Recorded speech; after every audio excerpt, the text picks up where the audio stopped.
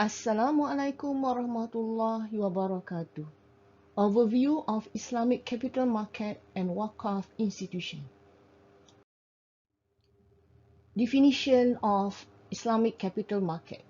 A market where the capital market transactions, operations, and activities are carried out according to Sharia principles and requirements.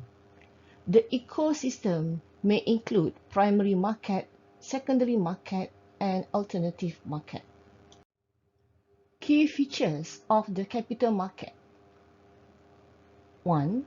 An organized market where vehicle use for capital circulation is represented by securities.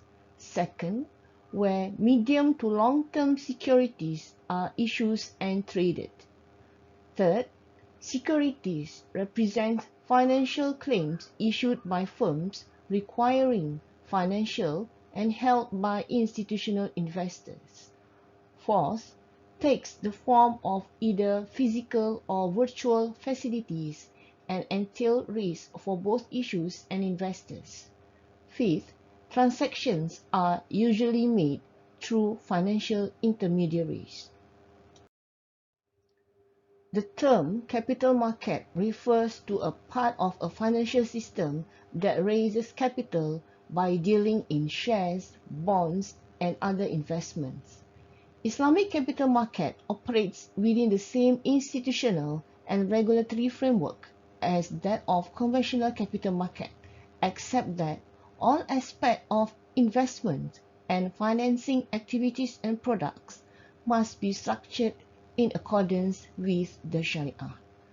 Islamic capital market products and services are based on the fundamentals of Sharia that requires all associated activities in Islamic capital market to be conducted in an ethically and socially responsible manner that comply with teachings of Islam. Sharia requires all manner of activities to be free from riba, gharar, maisir, and prohibited commodities, for example, liquor, pork, etc., while further complying with the contractual requirements of investment trading as required by the Sharia. Range of product and services in Islamic capital market include Sharia compliant securities, Islamic REITs, Islamic unit trust, Islamic staple securities, Islamic ETFs, Islamic structured product, Sukuk, ECF or P2P, Islamic fund management, commodity trading platform, market operator, and Islamic stockbroking. Differences between conventional and Islamic equity market. In terms of business activity, conventional equity market is not limited in its business activities, whereas in Islamic equity market, business activity must engage in Sharia compliant activities. In terms of use of proceeds, there is no restriction for conventional Islamic equity market, whereas in Islamic equity market, use of proceeds must be Sharia compliant. It is not acceptable to Islamic investors for conventional equity market. However, in Islamic equity market, market exposure enjoy a larger market base to both sets of investors. Differences between conventional and Islamic debt market. In terms of business activity, an issuer of conventional bond is not limited in its business activities, whereas Sukuk issuer must engage in Sharia compliant activities. Use of proceeds. It is not required under conventional debt market unless for asset-backed securities, but it is required for Islamic debt market. There is no restriction for conventional debt market and not acceptable to Islamic investors. However, for Islamic debt market must be Sharia compliant and enjoy a larger market base to both sets of investors. Under conventional debt market, asset requirement is debt-based only. However, for Islamic debt market, asset requirement include asset, investment, and debt-based. Key rules for Islamic capital market is for intermediaries between demanders and suppliers of fund. Second, complementary roles to Islamic banking and takaful sector. Third, provide opportunities for diversification of risk. Fourth, facilitates the availability of liquidity by enabling secondary trading of securities. Fifth, make available various financial services. And sixth, contribute to economic growth. Components of Islamic capital market under equity market include shares, stock, equities, stock index, investment, funds, mutual funds, unit trusts, Islamic REITs, Islamic ETF, Islamic private equity and venture capital funds, and hedge funds. For sukuk, include short, medium, and long-term sukuk. And hedging market include Islamic hedging instruments and Islamic structured products.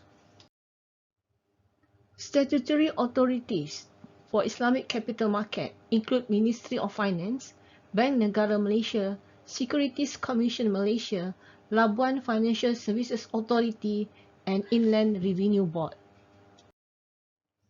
Ministry of Government of Malaysia that is charged with the responsibility for government expenditure and revenue raising. The ministry's role is to develop economic policy and prepare the federal budget. The Ministry of Finance also oversees financial legislation and regulation. Objectives of Ministry of Finance are to ensure sustained and continuous economic growth, strengthen national competitiveness and economic resilience, ensure effective and prudent financial management, pursue a more equitable sharing of national wealth, and improve quality of life and well-being of society. Bank Negara Malaysia is a statutory body which started operation on 26 January 1959. Bank Negara Malaysia is governed by the Central Bank of Malaysia Act 2009. The role of Bank Negara Malaysia is to promote monetary and financial stability. It is aimed at providing a conducive environment for the sustainable growth of the Malaysian economy. Securities Commission, established on 1st March 1993 under the Securities Commission 1993. The Securities Commission is a self-funding statutory body with investigative and enforcement power. It reports to the Minister of Finance and its accounts are tabled in the Parliament annually. It is the sole regulatory agency for the regulation and development of capital market. The Securities Commission has direct responsibility for supervising and monitoring the activities of market institutions, including the exchanges and clearing houses, and regulating all persons licensed under the Capital Markets and Services Act 2007. As the main regulator, Securities Commission responsible for: first, licensing and supervising all licensed persons; second, supervising exchanges, clearing houses, and central depositories; third, development of the capital market; fourth, regulating all matters relating to unit trust schemes; fifth, regulating all matters relating to securities and futures contracts; and sixth, regulating the takeovers and mergers of companies. Labuan Financial Services Authority was established in 1996 as a statutory body responsible for the development and administration of the Labuan International Business and Financial Centre. Labuan International Business and Financial Centre complements the Malaysian financial services sector through its offer of diversified products and services, as well as robust regulatory and supervisory regime that is developed in line with international standards and best practices. The Inland Revenue Board of Malaysia is one of the main revenue collecting agencies of the Ministry of Finance. The Inland Revenue Board of Malaysia was established in accordance with the Inland Revenue Board of Malaysia Act 1995 to give it more autonomy, especially in financial and personnel management, as well as to improve the quality and effectiveness of tax administration. The Department of Inland Revenue Malaysia became a board on March 1, 1996 and is now formally known as IRBM.